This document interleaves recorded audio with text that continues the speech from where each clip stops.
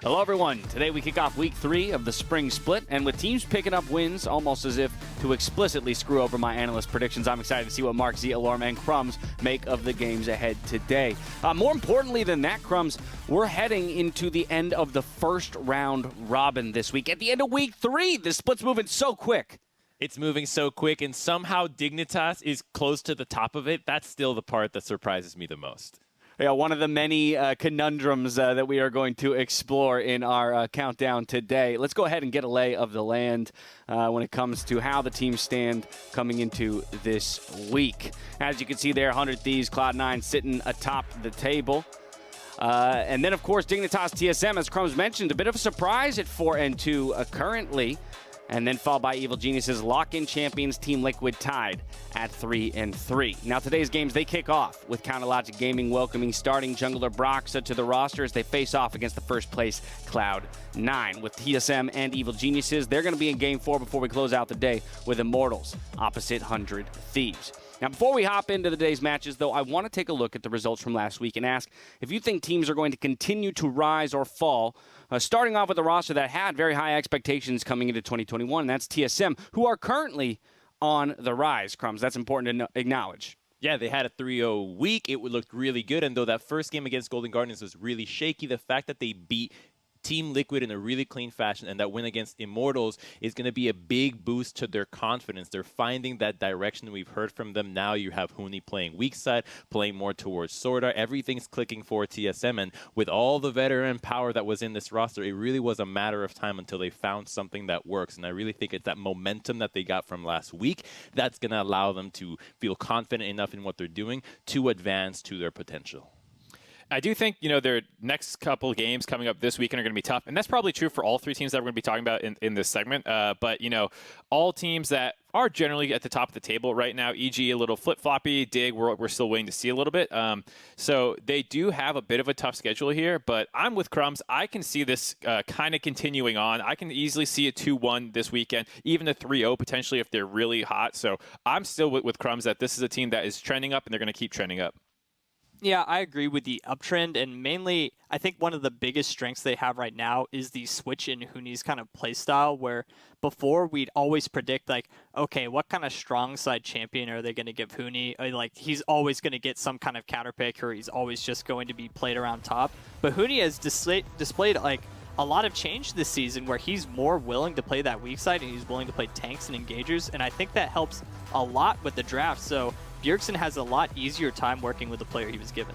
That's a really good thing, because when Huni was acquired from TSM, a big praise from pro players was that Huni is really smart. His shot calling, he's been around for so long on so many different teams. A world finalist. He's had those perfect splits on Fnatic. You can expect this guy to know how to close out some games. So putting him on weak side, giving him less of a burden to carry, can allow him to shot call more. And I think it's looking like the team is finding this stride where he can take this role that he's already clearly broken into, and the rest of the team can play around the bottom lane, who has really looked like the focal point. Lost has looked really good. There's increased attention down there, and they're getting wins and getting objectives. So I think more power to them. They found what works.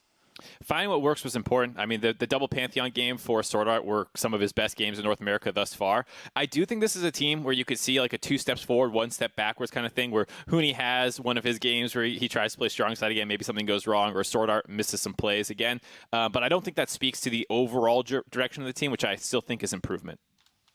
Yeah, and a lot of this, I think, as we already mentioned, right, comes off the back of the roster changes that were made with pieces like Swordart coming in, PowerOfEvil. That's where we've heard Huni say he's more comfortable playing the weak side, as you mentioned, Crumbs. But also, I think a lot of this comes off the back of the performance of this man right here, Spica, the longest-standing member of the TSM roster at this point. We talked about how he had a major step up over the course of 2020, and that seems to have continued even further here in 2021. Yeah, and you can expect that a role that has to play around the lanes is going to struggle when you don't even know how the team's identity is supposed to function, when you don't know if Huni's playing carries or not. So a lot of these games initially were struggling because of the pathing from Spica was not really playing to what the team needed to. But now that they figured out what's going to be the attention point for TSM in the bottom lane, it looks a lot better. And frankly, the fact that you got a player like Swordart who likes to play with his team, who clicks with his team. He's all about that energy that everybody's got. We've even heard from interviews about TSM that when the team clicks, that's when Swordart's going to look a lot better. So the fact that you have this synergy finally coming together is going to elevate the individual play of everybody as well. Right, with a more defined style comes more defined direction out of the jungle for Spica, knowing where he needs to put his resources and when. Let's move on to Dignitas. You already kind of tipped your cap, Crumbs, to the 4-2 surprise that has been Dignitas so far, but that's where I'm curious, Alorum, for you. What is your take on this team that put up a 3-0 just last week? Okay, so Dignitas on a huge rise right now. Their stock is shooting up, and frankly, a lot of people didn't expect much from Dignitas. I think most people thought they would be a bottom-tier team, but right now we see them in the 3rd place. Personally, I credit it to the swap from the owl back to the alien. I think that's a huge deal for me personally. But along with that, I'd say the trend will continue to go upward as long as the bottom half of Dignitas do very well. Initially, I had predicted that Dignitas would only do well if their top side with Dardoch and Fake God go well, but Neo and Aframu have been putting up such an excellent performance, specifically Neo. He's number 2 in the damage on DPM and number 3 on the damage percentage, and he's just... No one expected that because Neo was not a super standout AD carry in Academy, but now that he's paired with Aframu, who have historically just made his rookie AD carries go up and up, that Neo has just done a very, very good performance and shocked us all. Chosen one. I got a question, though, for you, Lauren. We're talking about trending up or trending down. Did you say if they were going up or down when you look at this schedule? Right, yeah. Is this another 3-0 this week? What's the expectation here with this? These are their matchups. They got Cloud9, TSM. It gets harder as the week goes on, in a sense. I say only up if the bot lane continues to do what they've been doing, but I know that's not the surefire answer you're looking for, Mark. No, so. Yeah, I'm saying down, not because I think they're gonna play worse or anything, but just tougher opponents this week. I think they're gonna get a 1-2, which is technically trending down, but I think that they've demonstrated thus far through the split that they're better than a lot of the other developmental rosters that we've seen attempted thus far, like Immortals or Golden Guardians. I'm on the opposite side. I like what Dignitas has because I think you guys are underestimating the power of a unified vision. Even though not a lot of other teams are rallying around their jungler as hard as they are, they at least have an identity that is clear, that they're sticking to it, and I think that counts for a lot more than a lot of these teams are still struggling to put their pieces together. So just playing on the same page is worth a lot for Dignitas, and if they can pull the opposites here, they're definitely, I think, the winners of this spring split, at least until we see the playoffs. Well, I'm sorry. Okay, whoa! I heard not winning, like they're winning our excitement. They're not winning everything. Yeah, not gonna lie. The turtleneck and the suit jacket, they kind of in the soothing voice, it was lulling me into a false, and then boom! I got ripped back into reality. By that comment there. Alorum, so we're talking a lot about the bot side and how they need to step up, but I think it is correct, as was mentioned, that at the beginning of the split, the focus was around the solo laners and Dardoch. And so I am curious just why you think maybe there has been that shift towards the bot lane, or what Soligo, for example, or Fake God could do in those solo lanes to maybe pick up, some of the slack, for lack of a better word. Well, talking about Soligo in specific, I'd say the opposite. He is not slacking at all, specifically when he is on this Zoe pick. Historically, Soligo has had very good results on Zoe, whether it's in Academy or as we can see in the LCS. And we can see his lane versus Jizuke went pretty well, although a few little mishaps from Jizuke. But he played very well in this game overall. And if I was an enemy team against Dignitas, what I would think is to ban Zoe or prepare to play around it, because Dignitas seem to play very well either around the poke of Zoe or the potential pick that she brings. Well, Dignitas, again, has already surprised and impressed many. Sorry, Crumbs, to cut you off. Oh, Zoe's just a really great pick, so Dignitas really in tune with the meta. Well, and hey, and that points to, again, the success they've found in the jungle, right? Not every wild pick is working, but they are finding, wins in champions like that other teams are not. Now let's talk about a team that seems to be struggling to find wins where we expected them not to so much. That, of course, is Team Liquid, Mark. Our lock-in champions took a 1-2 week in week 2 and sit at 500. Yeah, not what you expected to see after the W for the lock-in tournament. It's also worth knowing that they lost to like good teams, you know, so it's like, hey, are you actually below these teams' level? Not to mention that the loss to start the season to Immortals did not look great. So I do think that there is a bit of a concern with Team Liquid right now, not long-term, but at least their current level has definitely dropped off a little bit. And when you look at their games this weekend, similar to the other two teams, you're playing two tough opponents. A 2-1 you're actually going to have to really work for, probably. Even a 3-0 is going to take quite a bit of work. But I'm still totally on the train that they're going to turn it around. I think that they can easily beat Golden Guardians and pick up a win against either C9 or EG. So in that sense, the trend from 1-2 to 2-1 is reversing in my mind. We've heard from some interviews in Team Liquid, though, that part of their issues has been just managing their energy. It is a new split, a new format, trying to figure out what the scheduling should look like. So I think that once they get that down, they'll be able to perform to their optimal level. And a lot of other teams have really come out and spoke about how important it is this time around to really prioritize that their players are in optimal condition before playing. And when you had the lock-in and played so many games, you might have put yourself a little bit over the edge when it came to your physical ability to keep playing. So I think Team Liquid will rest up and get back on the horse. Yeah, it's an intriguing topic, especially when you consider a couple of the individuals who have been outspoken about that. Tactical being one of the people who cited some burnout as perhaps the reason. Being on the younger end of the pro player spectrum, I imagine one of the first times in his career that he's hitting a wall maybe as hard as some of these other veterans have experienced in their past. And Alorum, I don't know, maybe you can speak to this, but in the underperformance of TL's bot lane, as you go green, my friend. Oh, my Didn't God. mean to make you sick with my Whoa, question. the Hulk.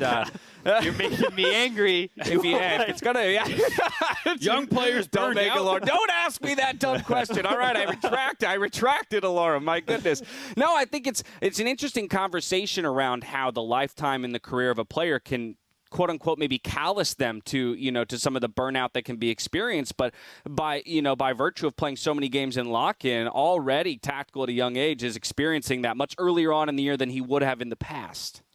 Well, I'm not a young player anymore. I would say, I'm 25. Old crotchety man.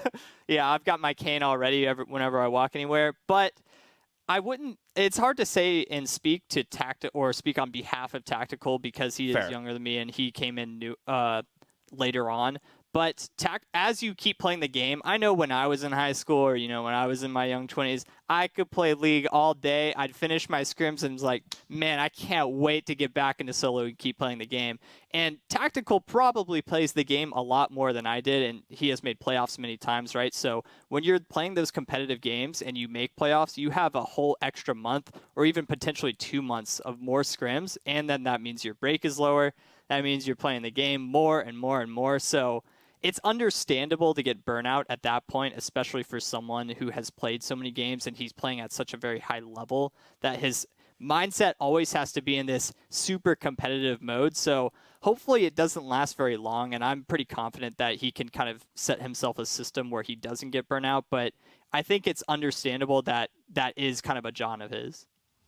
Yeah, and I think when you see the drop-off, and we're talking about like performance and peaks and this kind of stuff, people want to peak at the right time. You hear a lot of people talk about this in sports, and I think you could argue potentially TL peaked a little bit too early, going so hard at the lock-in tournament, because those numbers are actually insane. The drop-off that occurs is actually numerically fine. I think a lot of people are just coming to terms with that. Same in the top lane with Alfari, someone who was hard dumpstering, and the stats behind him were nuts for lock-in tournament. And it's just not really sustainable once the rest of the league starts playing a little bit better. And so it is a step down, but it's a very understandable step down from the level that they were at lock-in tournament. Maybe it's a little too much, like going almost half from solo kills per game from 0.64 to 0.33. But I do think it's an understandable fact that they're not just hard dumpstering every single lane anymore now that the rest of the teams have their full rosters and a little bit more time to gel and stuff like that.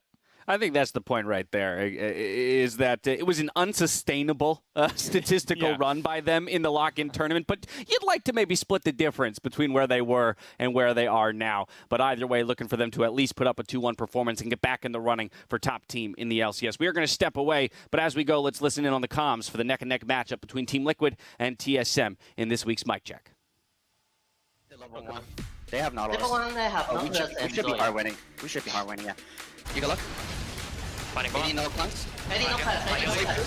I did no flash. Look, guys. Y'all really low. Get Zoe as turbo gem tank and can run I didn't through. know flash, I didn't know flash. Lawrence. No, it's not. Oh, coming. She can't flash for 10 seconds. She can flash for like 5. She can flash. Nice! Push me. Let's go first. Look here. I sleep. Cannon. I didn't know flash, no There we flash. go. Let's go. Nice! Kill. No flash. Holding slowly. Let's go. We don't need. He's lost. Okay, I'm gonna use ulti. Okay. Just come back mid after, come back mid. Herald. I'm basing. Bottom. They're looking bottom. Oh, can we push up top? AD go top. I want TB. Watch. Okay. Can you come in with me, Sword? Yeah, she fight about I it. want to ult top. I want to ult top. I hold both. Nice. Nice. Can you raise? Go mid. Oh, he's going on. I can flash out. Yeah, flash out. I heal. One TP in. That's fine. Position. Leader high. I use kill. Okay, I'm still dead. I'm getting mid. Guys, watch out. Look top. Slowly, guys. Bot and Curry is already gone. Just slowly. We can just cover it. It's fine. Let them engage into us. Don't engage. Coming up soon. Kaiser no flash ulti. I got one glass and look. I got one glass and look. Wait a minute. Yeah. Okay. I do left. Oh, yeah. Kill him. Kill cannon. Got Starbucks. Oh, can block for me. I'm holding up. Let's go, guys. I like it. Let's go. Welcome back. I'm joined by PowerOfEvil for the MasterCard Player of the Week after a 3-0 week for TSM here in Week 2. PoE, always great to chat with you. Awesome to be here. So I first have to ask you, how you've been, how you're feeling, and you've seen the competition now for the first few weeks. What are you thinking? Obviously feeling great. We had a really rough start in the week 1, but I think we really pulled it together and showed what we are capable of in week 2. It was a huge change for us as well, and hopefully we can, bring that momentum into week 3 and, the future games. Would you say the team is improving at a pace that you're all currently happy with right now? I would say so. I think our scrims are going pretty good, and I think Bjergsen knows what we are missing and why we are struggling in certain times in the game, or even why week 1 didn't work out that well for us. And hopefully, with good drafts and good practice, we can win even more. And I love that you brought up Bjerg. It's my next question. After playing against him for so long, and you have been playing League for quite a long time, what's it like now to work with him directly? I think we are working together pretty well. We're getting along really well as a persons, and obviously we are both fantastic mid laners, so we are learning from each other a lot. And he's just bringing a lot of knowledge to my already existing mid lane table, right? So there would be certain situations in the game where what I'm doing is good, and he would tell me oh, actually, you can look out for that play as well.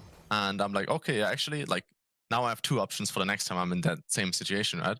So I think it's really interesting, and I think we're doing a pretty good job. I think he's happy about how we are performing and how I'm performing. That's awesome. I mean, do you feel any extra pressure coming in to fill those shoes now in TSM? Well, definitely the shoes are big to fill. Bjergsen won multiple splits, and sadly I've been to finals 4 or 5 times, but never won it. So the goal is obviously to win it all. That's awesome. Do you guys get 1v1s in? They're actually not playing that much 1v1s. I think Storm is actually not playing that much solo queue right now. He's just watching all the regions and really trying to get his draft game perfect. I think he's like a perfectionist, and he really wants to get us the best advantages as he can in drafts, and obviously improve since he's obviously new to the coaching style, right? That's awesome. I'm sure the fans are loving what they're hearing from you and what you're saying about Bjergsen. PoE, always a pleasure. On the way back to the desk, I want to say thank you. Thanks for having me. Thank you very much, Riv, and welcome back to the LCS Countdown, where later on in Game 4 of the day, PowerOfEvil will face off against Jizuke, who showed signs of his old volatile self last week. And so my question is, Crumbs, is that volatility cause for concern from the perspective of Evil Geniuses? I don't think it is. I think they already knew what they were getting when they get Jizuke, and to top things off, he's not the only one that's inting. When Jizuke runs it down, it's flashy, it's exciting, the camera is in mid lane, but there's plenty of other players that run it down stealth. You don't know what's going on. They don't tell anybody that they ran it down. So the fact that the camera's on Jizuke doesn't actually just make his inting much worse than everybody else's. So I think that it's fine. Just keep giving him champions that allow him to be aggressive. And if he's going to go crazy aggressive, maybe help him out or also tell him to not turret dive. I think you're fine, EG.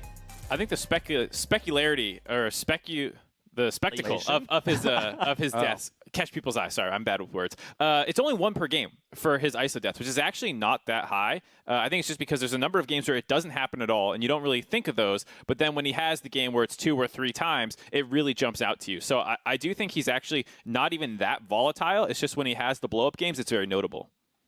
Yeah, and I just want to point out that to anyone that's like up in arms over Jizuke having some inting or run it down moments, or, man, I can't believe that Jizuke is doing this. I just want to remind you that Jizuke having an inting play because he's trying to make something happen is just another day at the LCS for Jizuke. Just, he doesn't sweat at all. This is normal, everyday stuff for him. Well, and also, too, it reopens the conversation of whether or not you'd want to have a player, the classic KDA player, preserving the stats for themselves while not actively doing anything or partaking in anything that would result in a victory. And so, yes, as Mark said, you're going to get a slew of zero-death games where Jizuke is on point, firing on all cylinders and hard carrying the game. And then he'll give you the one where he dies 5 times in a row by himself and ends up with the average of 1 ISO death per game as a result, and so, hey, to Crumbs' point, if it's 1 out of every 12, those are pretty good odds I'd be willing to play as a GM or as a coach. But of course, that volatility today will be tested against a player like PowerOfEvil, who in a lot of people's eyes is the picture of consistency. And so with this specific matchup in mind, how does that maybe warp our idea of Evil Genius's and specifically Jizuke's approach today?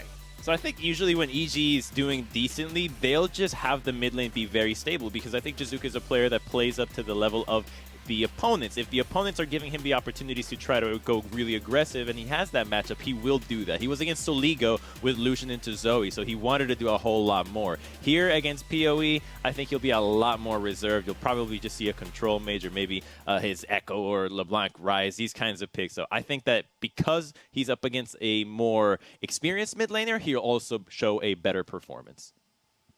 Another piece to that equation, Mark, I do believe is the top lane. While we talk about Jizuke as, kind of infusing the team with some of that volatility, if anything, Impact to me feels like the shock absorbers on the team. Yeah, he's definitely the stabilizer. When you look at that game, we're talking about all the problems that Jizuke was having. Impact prior to the game really going south, I believe, was 4-1-2 and was helping snowball that game. And I think that's something that this team can look forward to over the future, is that Impact in the top lane will help negate some of the volatility from the mid lane, as well as the fact that Ignar being an upgrade in the bot lane as well will help upgrade this team from what we saw in 2020. This is a much better version of the EG from last year, while still having a lot of the strengths because, hey, we're still talking about Jizuke all the time. And of course, while Evil Geniuses did fall down just a peg in the last week in terms of overall performance alorem, when we flip the script and take a look at TSM, we already talked today about how it was very much a different story, seeming to maybe find their footing, find their style a bit more. Critics have been pleased. Yeah, so TSM are on this really big upswing, and that's got to do a lot for their morale. If I'm on TSM or TSM management, I'm like, my God, the fans are on our side, the analysts are on our side, social media is on our side. When was the last time this happened? So as a player, you see that, I'm finally not being flamed by my own fans. It's great. The morale is so high, and I think they can take that momentum that they've got from the last week and drive it through this week, and I think they're going to do really well. I will just recall one thing that was brought up in the interview as well between Riv and PowerOfEvil. It comes as no surprise to me that a player like Bjergsen, who has long been cited by others within the league as the hardest working individual, the guy who is glued to his screen playing more solo queue games than almost anybody else and watching other regions, carries over that work ethic into the coaching role. Maybe not playing as many games, but just, watching tape, just ingesting tape. And we're starting to maybe see some of that come up in Champion Select as he finds his footing as a coach. Now, ahead of Game 4, I do want to hear who you all think is going to come out on top with your predictions for the day. We're going to hit you with all 5 games here up on the full screen. The 2 that I'm most interested in are games 1 and 4. So when it comes to that TSM versus Evil Geniuses matchup, Mark, you're the only one who gives it I'm a in rogue. favor of EG. I'm a rogue today. I want Fly as well. That's true. I'm picking out all the upsets. Why? I think Why? Because I think TSM had some good things that worked for them in draft that we'll probably see banned out. I don't think they'll get Pantheon. I think they'll have a bit coming back to Earth, and I don't think we'll see the same Jizuke either. I think people are kind of comparing one of the lowest points for EG with one of the highest for TSM thus far in 2021. All right, very interesting. That, though, on the other side of the equation, when we're reframing towards game one of the day between C9 and CLG, y'all have decidedly gone with the number one team there in Cloud9. Now, it's important to point out that this will be the first game of the season where we see CLG with their starting jungler in Broxah. It's got to feel great for Broxah. I really feel for the guy. Yeah. Like, you spent so much time, 2 years in a row, and it's great that he finally gets to play, but it's even harder than the last time around to turn this ship around. So he has a very tall order in front of him. Yeah, I don't think anyone should look at Broxah, coming here and suddenly CLG is going to totally reverse everything. There's a lot of issues that exist in this team that he's not going to be able to solve. That said, there are some bright spots too. It's not all doom and gloom. Like Finn last week had an absolutely dominant showing on Aatrox, and he's had a number of good games now as well in the top lane, where it feels like with a jungler that's really going to know how to play around him in Broxah, that potentially he could be one of the big engines for this team and where they generate leads.